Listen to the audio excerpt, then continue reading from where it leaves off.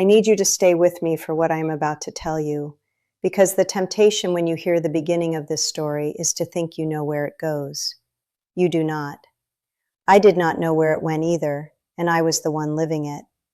My husband Derek died on a Wednesday.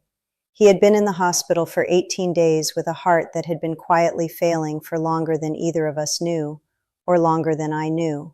That is a distinction I will come back to. He died at 4:47 in the afternoon. I know the exact time because I was watching the monitor when it changed. I had been sitting in that room for 6 hours straight. I had not eaten since the morning. My back hurt from the chair, and my eyes hurt from the light, and my heart hurt from the specific exhaustion of watching someone you love move toward a door you cannot follow them through. I held his hand until it was cool. Then I stood up very slowly, smoothed my blue wrap dress because that is the kind of thing your hands do when your mind has gone somewhere it cannot report back from, and I kissed his forehead. I said, "Goodbye, Derek." I picked up my bag and I walked out of the room. The corridor outside his room was long and pale and smelled the way hospitals always smell, that particular combination of antiseptic and recycled air that you never forget once it is attached to a specific memory. I was walking toward the elevator. My phone was in my hand, and I was thinking about who I needed to call first and in what order, because that is how I have always managed things that are too large. I make a list, and I work through it. I was maybe 15 feet past his door when I heard two voices around the corner of the nurse's station. I was not trying to hear them. I was not hiding. I was simply someone in a corridor whose feet had slowed without her permission, whose body had decided it needed another few seconds before it walked into the rest of its life. And I heard one of them say his name, Derek Calloway in 412. "I know," the second voice said. "She was here again last night, after the wife left." I stopped walking. "Poor thing," the first voice said, and I could not tell from those two words whether she meant me or someone else. I would find out later she did not mean me. I don't know how she kept coming here without the wife knowing. "She was careful," the second voice said, "always after 8, always left before visiting hours ended." Still, 14 days of that. I heard they had been together for 4 years. The elevator at the end of the corridor opened. Someone got out and walked past me.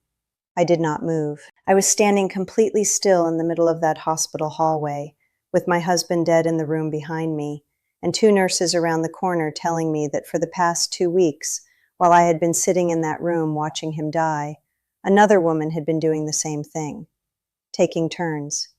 You need to understand what I was feeling in that moment because it was not what you might expect. It was not rage.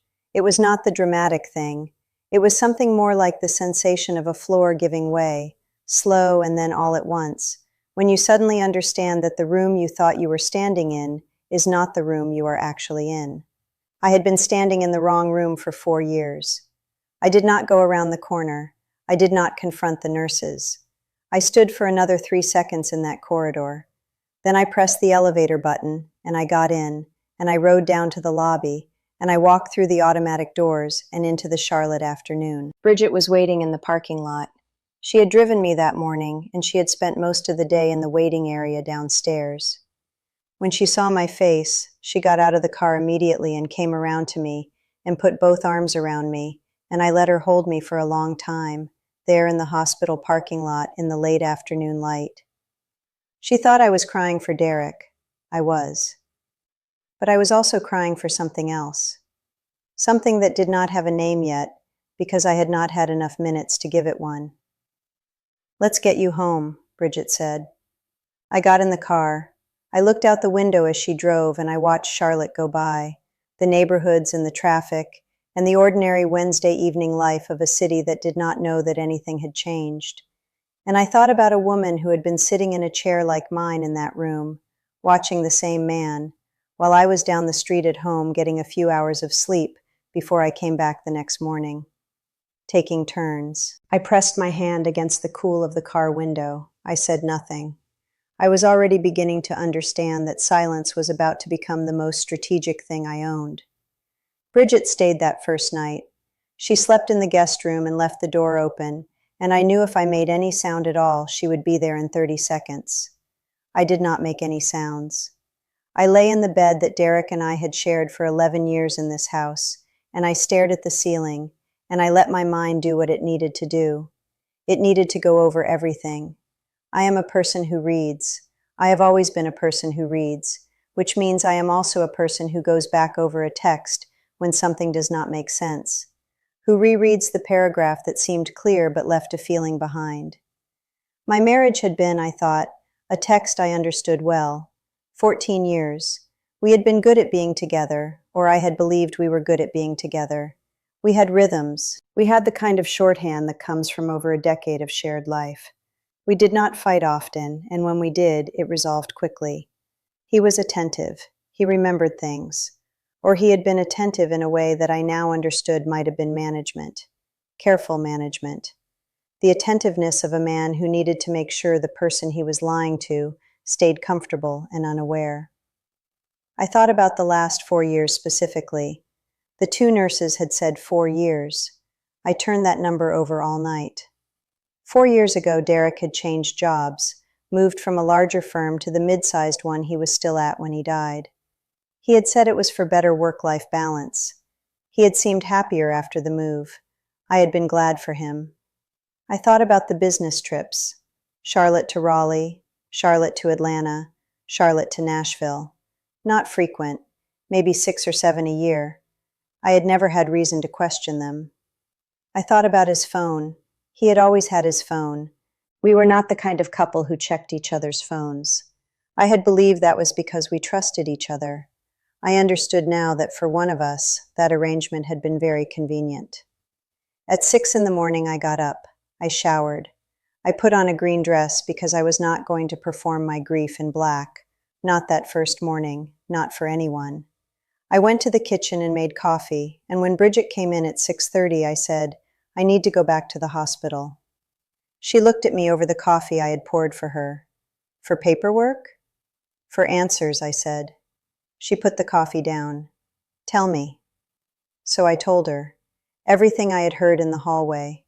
I had not told her the night before because I was not ready to say it out loud, was not ready to make it real by giving it words. But in the kitchen that morning it came out clean and clear, all of it. The voices, the name, the 4 years, the woman who had been coming after I left. Bridget was quiet for a long time. Then she said, "What do you need from me right now?" "Drive me back," I said, "and wait in the lobby again." The nurse I was looking for was named Cindy Adler. I knew this because her name had been on Derek's chart when I had asked once about his medication schedule. I had a good memory for names. She was at the nurse's station at 7:15 when I walked in. She was maybe 39, red hair pulled back, the look of someone at the end of a long overnight shift. When she saw me, she went still in a specific way, the way a person goes still when they recognize someone they did not expect to see, and they are not sure yet what that someone knows. I walked directly to the station. "Mrs. Calloway," she said, "you were talking about my husband yesterday," I said. "In the corridor. I was still in the hallway. I heard you." She looked to her left, as if she was going to call someone. Then she looked back at me, and something in her face settled into something that was not quite resignation, but was close. "I'm so sorry," she said. "We didn't know you were still there." "I know you didn't," I said. "I'm not here to report you. I'm here because I need to know the truth about what was happening in that room when I wasn't here, and you are the person who can tell me." She came out from behind the station. She led me to a small family consultation room down the hall and closed the door. What she told me took 14 minutes. I know because I watched the clock on the wall the entire time she talked. The woman's name was Tanya Voss. She had come to the hospital for the first time on day 2 of Derek's admission. She had introduced herself to the staff as a friend of the family. She had come every evening between 8 and 10, the window after I had gone home to sleep. She had brought flowers once. She had sat with him. She had cried. On day 11, when Derek was still lucid, he had asked Cindy to please not mention the evening visitor to his wife if she came in. He had said it was complicated. He had said his wife was going through enough. Cindy had told him it was not hospital policy to manage family information. He had asked her as a personal favor. She had not told me. She was telling me now. Was she here when he died? I asked. No, Cindy said. She came the night before. He was already unconscious by then. Did she know he died? I don't know. I wasn't on shift when she would have called or come back. I looked at the clock. 14 minutes. Thank you, I said, and I meant it. It was not easy information to carry, and it had not been easy information to give, and Cindy Adler had given it to me straight once I asked directly, and I respected that. I walked out of the consultation room and down the hall, and through the lobby and out to Bridget's car. I got in. I looked straight ahead through the windshield. Tanya Voss, I said. Bridget said, start from the beginning. I want to tell you something about the particular silence of a house after someone has died in it. Not died in the house itself, Derek died in the hospital, but a house that someone has left and is not coming back to. It is not a loud silence. It is very specific and very full. Every room holds the shape of the person who is no longer in it. I came home from the hospital that second morning, and I stood in the living room for a moment, just stood there, and then I walked to Derek's home office, and I sat down at his desk and I opened the top drawer. I found his personal phone, the one separate from his work phone that I had thought he used mostly for personal calls and music. It required a passcode. I tried his birthday. It did not open. I tried our wedding anniversary. It did not open. I tried the day we bought this house, the day that had felt at the time like the most solid day of our marriage. The passcode was 4 digits, and I knew all the significant numbers in his life. The house date opened it. I want you to sit with that for a moment. The phone that held his secrets was opened by the date of the day I thought we were most together. I spent 2 hours with that phone. I am not going to give you every detail of what I found because some of it is too specific and too raw to put into a story without it becoming something smaller than what it actually was. What I will tell you is the shape of it. Tanya Voss and Derek had been in contact since before he changed jobs 4 years ago. The messages went back further than 4 years, actually. Closer to 5, but regular contact. The kind of contact that has its own rhythms and references and shorthand began about 4.5 years back. The messages were not ambiguous. They were the messages of two people who knew each other in a specific way and had been knowing each other that way for a long time. He called her Tan. She called him Dee. She had a daughter. The daughter was 3 years old in the most recent photos I found. She had Derek's forehead. I put the phone down on the desk. I sat very still in the office chair for a long time. Then I picked up a notepad and a pen, and I began to write things down. Not because I had decided what to do yet, but because I have always thought more clearly when I am writing, when the thoughts are out of my head and on paper, where I can look at them and organize them. My students know this about me. Write it down, I always tell them. You cannot edit what you have not put on the page. I wrote down, Tanya Voss, 4 to 5 years, a child, the messages, the hospital visits. Then I opened the filing cabinet in the corner of the office and I began to go through his files. Derek had handled our household finances. This had been the arrangement for most of our marriage, not because I was not capable, I am an organized and careful person, but because he had said he enjoyed it, enjoyed the spreadsheets and the planning, and I had believed him, and I had been glad not to have one more thing to manage on top of a full teaching load. I understood now that this arrangement had also been convenient. I found 3 accounts I did not know existed, not joint accounts, individual accounts in his name only. One of them had a balance that made me sit back in the chair.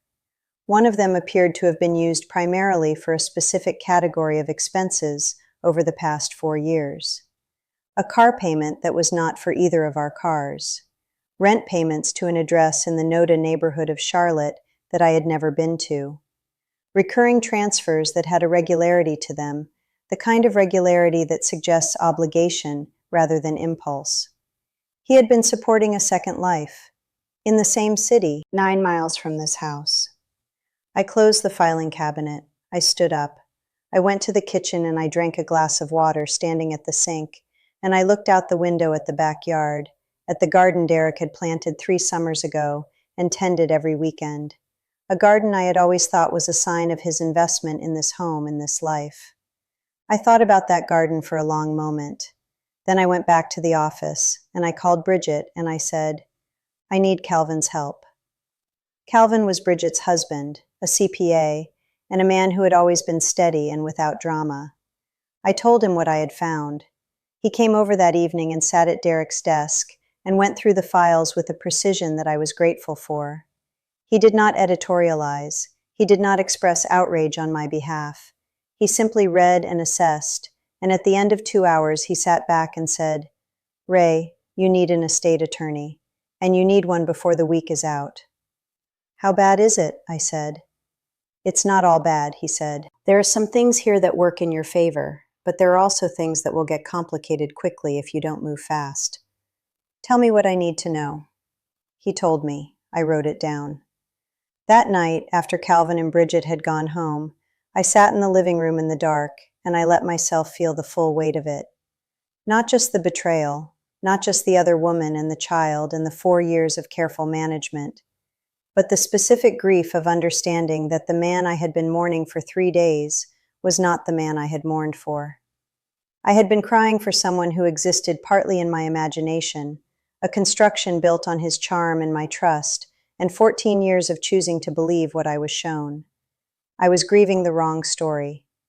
The right story was harder and stranger, and would take longer to feel the full shape of, but I was already beginning to move toward it.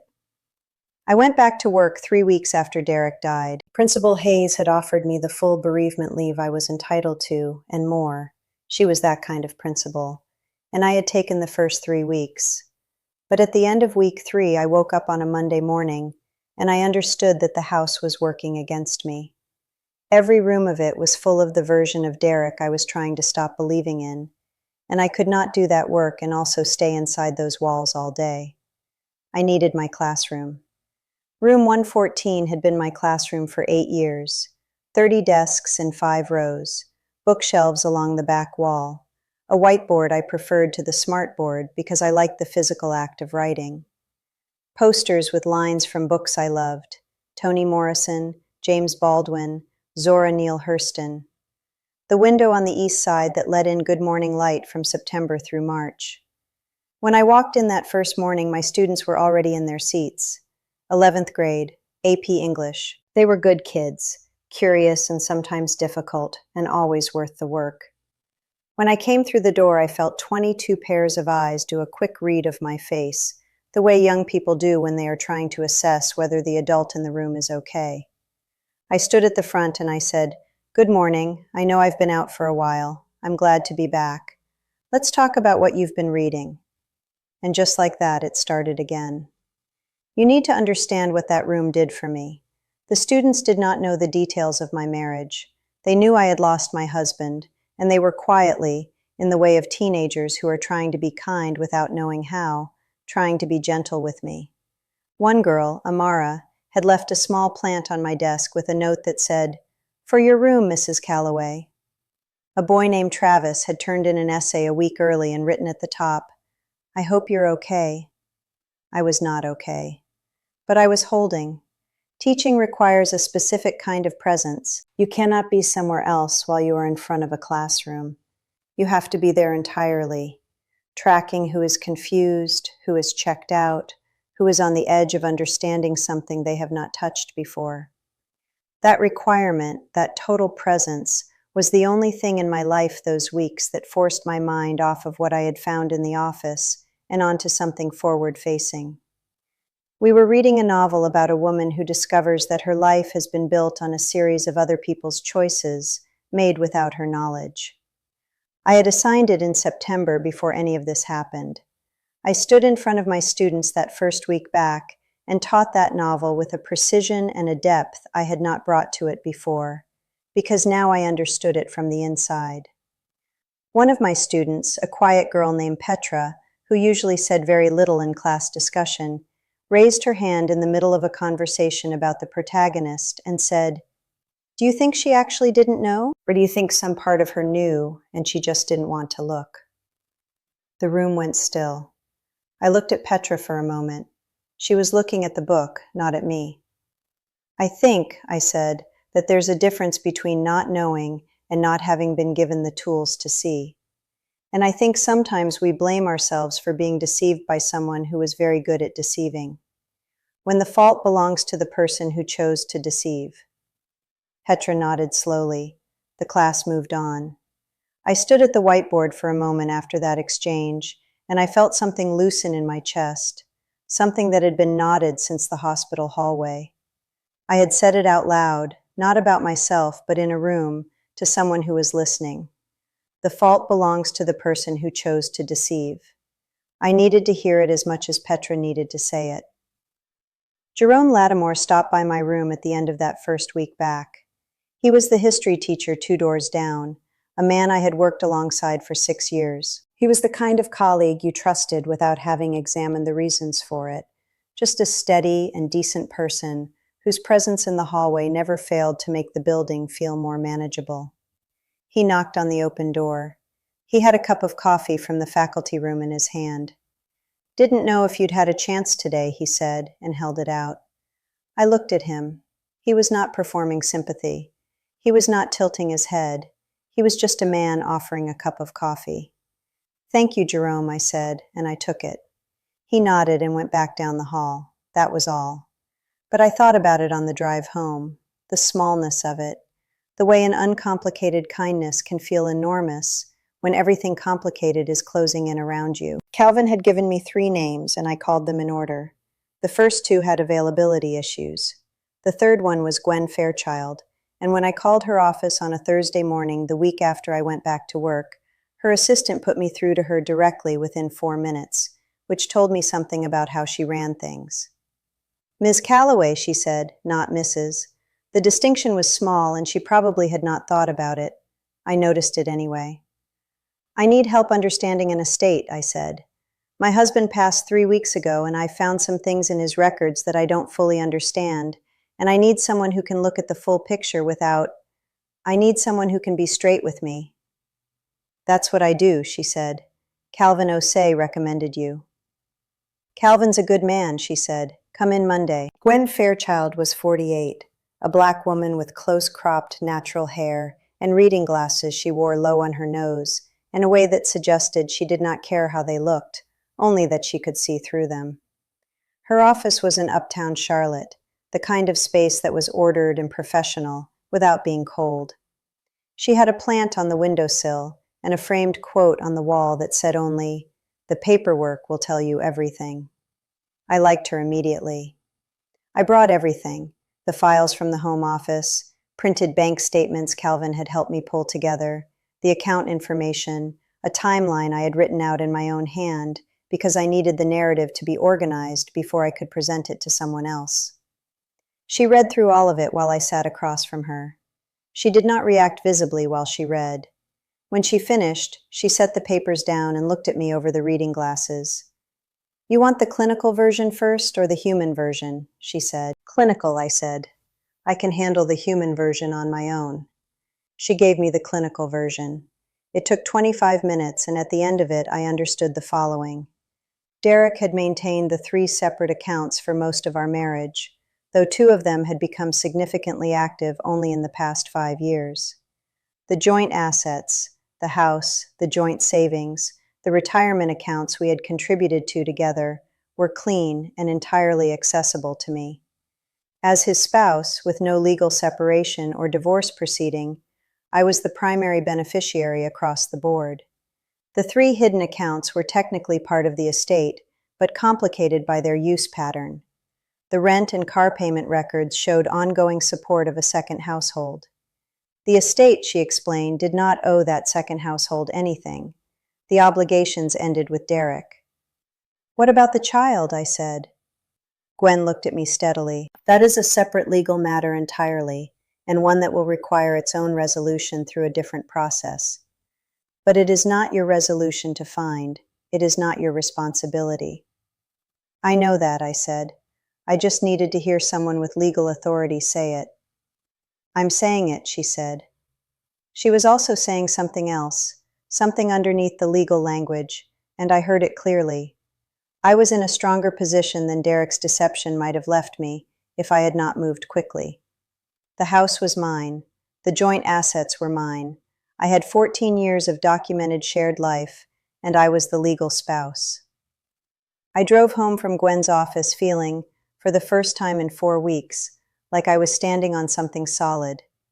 Not happy, not anywhere close to healed, but grounded.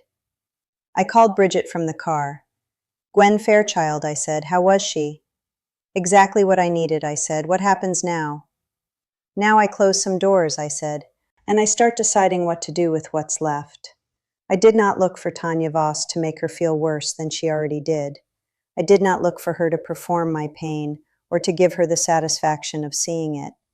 I looked for her because I had 3 specific questions, and I wanted the answers from her directly, not filtered through phone records or hospital staff. I found her through the NODA address in the rent records.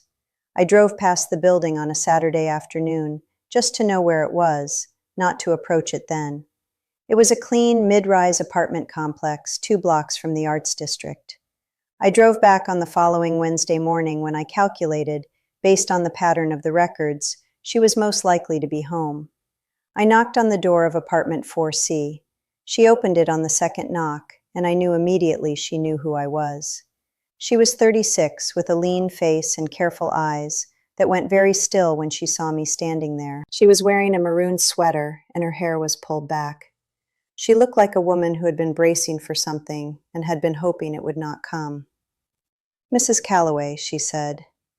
"I have 3 questions," I said. "I'm not here to fight you. I'm not here to fall apart on your doorstep. I have 3 questions and then I'll leave." She stood in the doorway, then she stepped back. "Come in," she said. I did not go in. I stayed in the doorway. "Did he tell you he was married?" I said. She held my gaze. "Yes, from the beginning." "Did you know my name?" A pause. "Yes." "Did he ever tell you he was going to leave me?" The longest pause of the 3. "He said it was complicated," she said. "He never made me a promise." I looked at her for a moment. A woman who had known his name, known my name, known the shape of what she was part of, for 4 years. A woman who had a daughter with my husband's forehead. I was not going to feel sorry for her. She had made her choices with open eyes, but I was also not going to stand in her doorway and unload everything I had been carrying for 6 weeks. That was not what I was there for. That was not what I needed.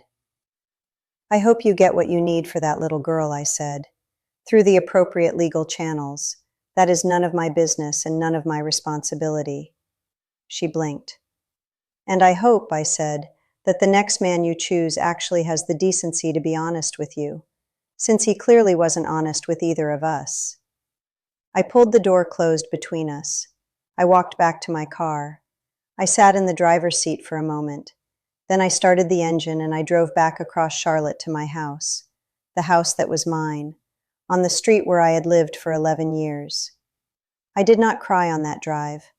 I had already cried everything I had to cry about Tanya Voss in the weeks before I met her, when she was still an abstraction made of phone messages and rent receipts. Now that I had seen her face and heard her voice and asked my questions and gotten answers that confirmed everything I had already understood, she was no longer an abstraction.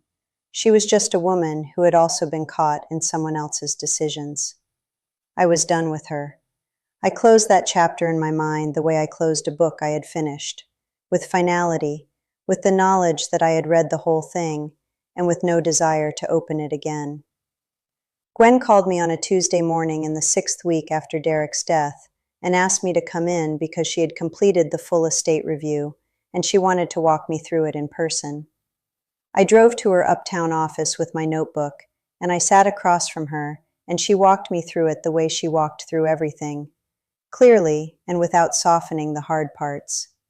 The debt was real. Derek had taken out a personal loan 2 years ago that neither I nor the joint accounts had any record of. It had been in his name only, and it had been used primarily to cover some arrears in the NODA apartment and to purchase a car that was currently registered to Tanya Voss. That debt was part of the estate, but Gwen had already confirmed it would not attach to the joint assets or to the house. "You are not liable for it," she said. "It was his alone." "Good," I said. "But," she said, and she paused in the way she paused when something complicated was coming, "there is something else in the estate I want you to understand." She slid a folder across the desk. Derek had a life insurance policy I did not know about. A separate policy, not the one from his employer that I had known about for years, but a personal policy he had taken out 7 years ago and maintained quietly. The beneficiary was me. Just me. My full legal name. There were no amendments, no changes to the beneficiary designation in 7 years. I stared at the folder. "He kept paying this policy for 7 years," I said. "Every month," Gwen said. "Automatic withdrawal from one of the accounts you found. He never changed the beneficiary." I sat with that for a long time. I do not know what it meant. I have spent time since then trying to understand it, and I have come to the conclusion that I may never know for certain. Maybe it was guilt.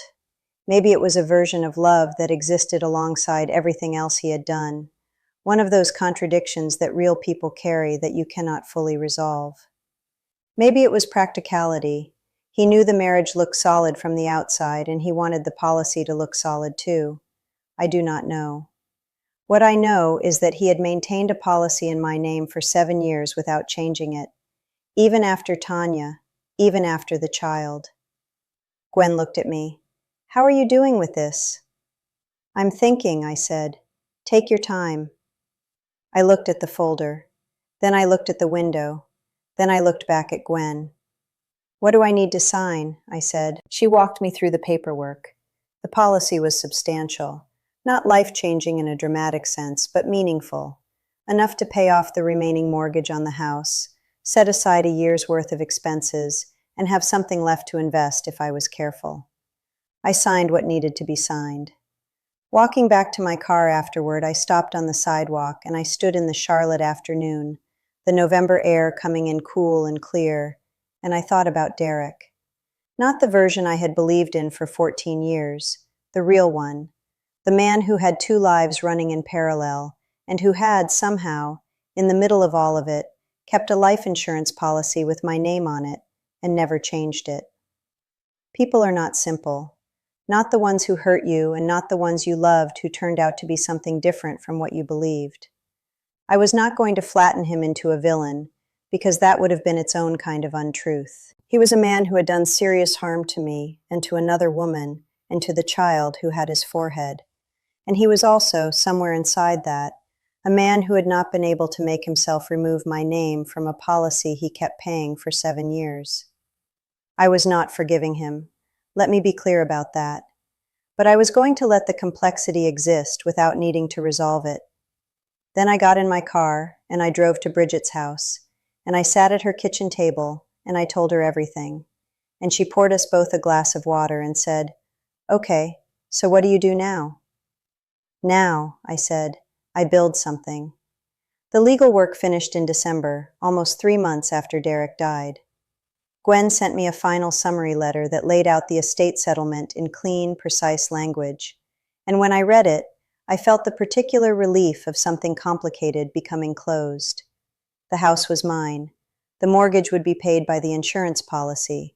The joint savings, untouched, were mine. The hidden accounts were being resolved through the estate and would not touch me. The debt was being handled. The matter of the child, and whatever came from that, would play out through a separate legal process that had nothing to do with me. I was through the paperwork. Now I had to deal with the actual grief. Not the grief for Derek the man, or not only that. The grief I am talking about is something specific and harder to name. It is the grief of understanding that 14 years of your life, years you lived in good faith, were built on a foundation that had a significant crack running through it that you did not know about. It is the grief of all the moments you remember as real that you now have to go back and look at with different eyes. Our first apartment in Charlotte, when we were still new and learning each other. Our wedding day in a small venue in the South End, both of us in our wedding clothes.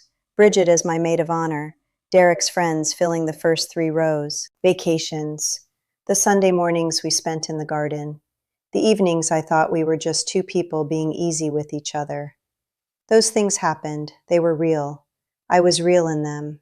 My love in them was real. But so was the other thing, the thing running underneath. And that is the part that makes grief complicated, when the person who died was also the person who deceived you. You cannot mourn cleanly. You mourn in pieces. And some pieces are grief, and some pieces are anger, and some pieces are a very specific sadness for the person you were, the woman who believed what she was shown and called it trust. I want to say something clearly. I do not blame myself for being deceived. I said it to Petra in my classroom, and I have said it to myself every time the other version of the thought tried to come in. Derek was careful and consistent, and I had no reason to look beneath what he presented. The failure of fidelity was his. The failure of honesty was his. I kept my side of the marriage. He did not keep his. But the grieving of it still has to happen. I did it at night mostly, in the house that was now only mine. I let myself feel it without pushing it away. Some nights it was heavy. Some nights I felt a specific anger that was clean and useful. Some nights I felt something that was closer to relief, which surprised me every time, but which I eventually understood was the relief of not having to live inside a story that was not entirely true anymore. By December, I was sleeping well again. I was eating properly. I was at work every day, and I was present when I was there. I called my mother and talked to her about some of it, not everything, but enough. She is a practical woman, and she said what practical mothers say. You are still standing, which means you are strong enough for what comes next. I knew that, but I needed to hear it from her. I drove past the Noda building once more, not to stop, just to look. I looked at the windows of the 4th floor and I felt nothing dramatic, just the clear understanding that there was a woman up there in an apartment that was now legally no longer supported by anything connected to me, who had to figure out her own story. That was not mine to worry about. I drove home. I sat in my living room and I looked around at the space I had lived in for 11 years. It needed to change. Not a dramatic change, but something. New paint in the bedroom, different light in the kitchen, the kind of small, deliberate alterations that say, this space belongs to the person I am now, not to the life I was living before. I made a list. I always make a list. I wrote the letter in January, 4 months after Derek died. I had been thinking about writing it for weeks, but I kept finding reasons not to start. The papers weren't graded. The house project wasn't finished. The timing wasn't right. I understood eventually that I was not waiting for the right time. I was waiting for the courage to say everything in a form that could not be argued with, because he was not there to argue with it. I sat down at my kitchen table on a Sunday afternoon with good light coming in through the east window, a cup of tea and a legal pad. Not the computer, the legal pad. I needed the weight of the pen in my hand. I wrote, Derek. Then I sat for a minute. Then I wrote for an hour and 40 minutes without stopping. I told him that I had loved him honestly for 14 years, and that I believed he had loved me in whatever way he was capable of. I told him that the form his love had taken was not enough, and had not been fair, and that I had deserved better, and he had known I deserved better, and he had let me believe I was getting it. I told him about the hospital hallway. I told him what it was like to hear his name come around that corner while I was still holding the warmth of that room. I told him exactly what it felt like to understand, in increments, over the weeks that followed, the full shape of what he had built in the shadow of our life together. I told him about the phone, about the files, about Tanya, about the child. I told him about Gwen Fairchild and what the paperwork revealed and what he had left me and what he had also taken. I told him I was not going to spend the rest of my life being angry at a man who was no longer there to be angry at, because that would mean he was still running something in my life from a distance, and I was not going to allow that. And then I told him something that surprised me as I wrote it. I told him that somewhere in the middle of all of this, in the going back to work and the teaching and the conversations with Bridget and the quiet evenings in a house that was becoming mine, I had found something I had not expected. Not happiness, not yet, but the strong, clear sensation of my own life, just mine, belonging entirely to me. No one else's secrets in it. No one else's parallel story running underneath it. Just the life I was building in real time, with real information, on solid ground. I told him I was going to be fine. Then I folded the letter, and I put it in an envelope, and I wrote his name on the front, and I put it in the drawer of my nightstand, and I have not opened it since. I did not need to open it. I needed to write it. There is a difference. Jerome knocked on the door of room 114 that same week with lunch. Not coffee this time. Lunch from the sandwich place on the corner near the school that I had mentioned once, 2 months ago, was my favorite. He set it on the corner of my desk and said, "You look like you're having a good week." "I am," I said. "Good," he said. He turned to leave. "Jerome," I said. He stopped. "Do you want to sit down?" I said. He looked at the desk, at the lunch, at me, and then he smiled, which was a very specific smile, careful and warm, and not trying to be more than it was. "Yeah," he said, "I do." He pulled up the chair from the corner, and we sat at my desk, and we ate lunch and talked for 40 minutes about a novel I was teaching, and a unit he was planning, and nothing that was too large or too soon, just two people sharing a meal in a classroom on a January afternoon, and it was, I thought, a very good beginning. Let me tell you where I am now. It is spring, 6 months since the hospital hallway, since I stood in that corridor in my blue wrap dress with my phone in my hand and heard 2 nurses say my husband's name. 6 months since the floor gave way. 6 months of learning how to stand on different ground. The house looks different. I painted the bedroom a deep forest green that I love in the morning light. I changed the light fixture in the kitchen to something that lets more brightness in. I donated Derek's clothes in January, and I moved the office furniture around so the room works as a reading room now, a space for me, with 2 chairs and the good lamp and the bookshelves I had always wanted to put there. It is mine. Davenport and Shen. Just mine. Gwen Fairchild's final bill was paid in February, and her office sent me a clean summary of the settled estate. Everything that needed to be resolved has been resolved. I do not know and do not need to know what is happening in the Noda apartment. That story has nothing to do with mine. My students finished the novel about the woman who discovered that her life had been built on other people's choices. We spent the last 2 class sessions talking about what the ending meant, whether the protagonist's decision to rebuild was believable, whether the author earned the resolution.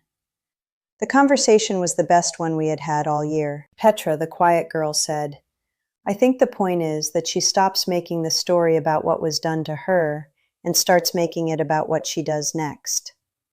I wrote that on the whiteboard and left it there for the rest of the day. Bridget came to the house for dinner on a Friday in March, and we sat on the back porch in the early spring evening, and she looked at me the way she had been looking at me since October, assessing, checking, measuring the distance between where I had been and where I was. "You're different," she said. "Yes," I said. "Good different." "I think so." "What's happening with Jerome?" she said, because she is Bridget and she does not let things go unexamined. "Something slow," I said. "Something I'm not rushing." "Slow is good," she said. "Slow is very good," I agreed. Jerome and I had been having lunch in room 114 twice a week since January. We had had one actual dinner at a restaurant in Plaza Midwood. Nothing announced, nothing pressured, just 2 people who had decided they wanted to spend an evening together in a setting that was not a school building. He was easy in a way I had not expected to find again so soon. Easy with silence, easy with complexity, easy with the reality that I was a woman who had just come through something significant and was still in the process of deciding who she was on the other side of it. He did not try to rush that process. He simply showed up, consistently, in a form I could manage. That was enough. More than enough. It was exactly right. I want to tell you something now, something I have been thinking about since the night in that hospital corridor. The hardest part of what happened to me was not the betrayal. Betrayal is large and devastating, but it is, in a strange way, external. It happened to me, not inside me. What was harder, and what took longer to work through, was the reckoning with my own story. I had told myself a story about my marriage for 14 years. A good story, a story I had every reason to believe because I had been given nothing that clearly contradicted it. But once I knew the truth, I had to go back through all 14 years, and I had to decide what was real and what was constructed. And I had to decide what to do with the parts I could not know for certain. Here is what I decided. The love I felt was real. The life I built in good faith was real. The woman I was in that marriage, the teacher, the reader, the careful and devoted partner, she was real. None of that was taken from me by what Derek did. What he took was the story I thought we were both living. And that loss is real and significant, and I have grieved it, and I will probably continue to grieve it in smaller ways for a long time. But I am not the wrong story anymore. I am in a new one I am writing myself, with real information, on solid ground, with people around me who are exactly who they say they are. I walked out of that hospital carrying 2 griefs. One of them I have set down. One of them I am still carrying, gently, in the way you carry something that taught you something true. And I am walking forward. That is the story. That is all of it. That is what it looks like when the wrong story ends, and the right one finally, slowly, on your own terms, gets to begin.